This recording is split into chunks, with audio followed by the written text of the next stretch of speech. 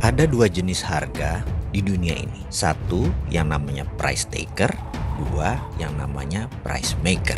Ada pengambil harga dan ikut pada harga yang telah diatur, dan ada pembuat harga. Pertanyaannya sekarang, harga minyak di dunia ini, di mana Indonesia adalah juga negara produsen dari minyak tersebut. Harga koper, tembaga, harga batu bara, di mana Indonesia adalah penghasil komoditas tersebut. Nilainya triliunan, bahkan ratusan triliunan per tahunnya nilai transaksinya. Lalu, apakah kita yang menentukan harga atau pasar? Siapa sih sebenarnya pasar itu? Siapakah price maker itu? Siapakah penentu harga itu? Jadi sendiri berdasarkan demand dan supply, atau ada yang mengatur dengan mengatasnamakan pasar dalam tanda petik? Adakah sebuah lembaga yang bermain? Adakah sebuah korporasi yang mengendalikan? Atau adakah sebuah negara sebenarnya yang mengaturnya? Siapa mereka? Bagaimana mengaturnya? Kenapa kita bangsa Indonesia bisa menjadi korban atau hanya sebagai price taker saja? Tidak bisa Indonesia menjadi price maker. Kenapa kita tidak bisa menentukan harga? Mengapa harga teh, harga tembakau,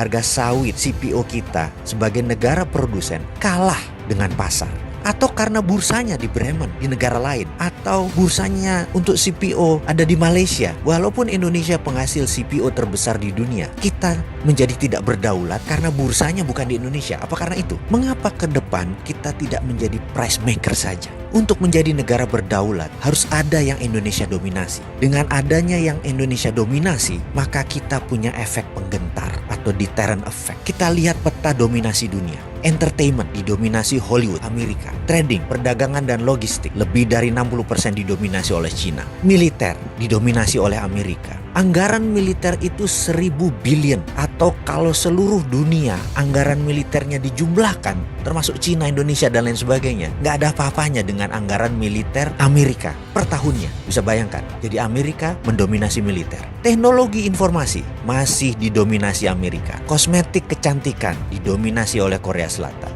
Keuangan masih didominasi oleh Wall Street, Amerika. Minyak BBM, fisiknya mungkin di Timur Tengah, tapi Amerika masih mendominasi. Lalu, apa yang Indonesia bisa dominasi ke depan? Kita ini punya keunggulan geografi. Sumber mineral kita semua ada. Lahan yang subur, kita memiliki air. Lebih dari 95% wilayah Indonesia mengandung air, H2O. Matahari kita, lebih dari 99% wilayah Indonesia terpapar matahari. Pupuk dari barisan gunung vulkanik itu berjajar di 80% wilayah Indonesia. Dan kita memiliki jalur laut yang dilintasi kapal niaga, yang nilainya per tahunnya juga sangat besar. Lalu dengan kekuatan itu, apa yang kita bisa dominasi? Atau kita mulai dengan mendominasi bursa ikan. Kita ingin menentukan harga ikan dori, ikan tuna, dan lain sebagainya. Mengapa bursanya tidak di negara Indonesia, di negara archipelago ini? Kenapa kita nggak buat bursa ikan yang bisa menentukan harga ikan? Atau mengapa kita tidak menjadi negara penguasa food hegemoni? Kita mendirikan food estate di mana-mana, di banyak lahan di Indonesia yang masih kosong, untuk menjadi pangan dunia, lengkap dengan pengalengan dan pembekuannya. Mengapa kita tidak membangun bursa untuk mineral, logam industri, bursa tanah jarang? Sungguh Pak Pemimpin,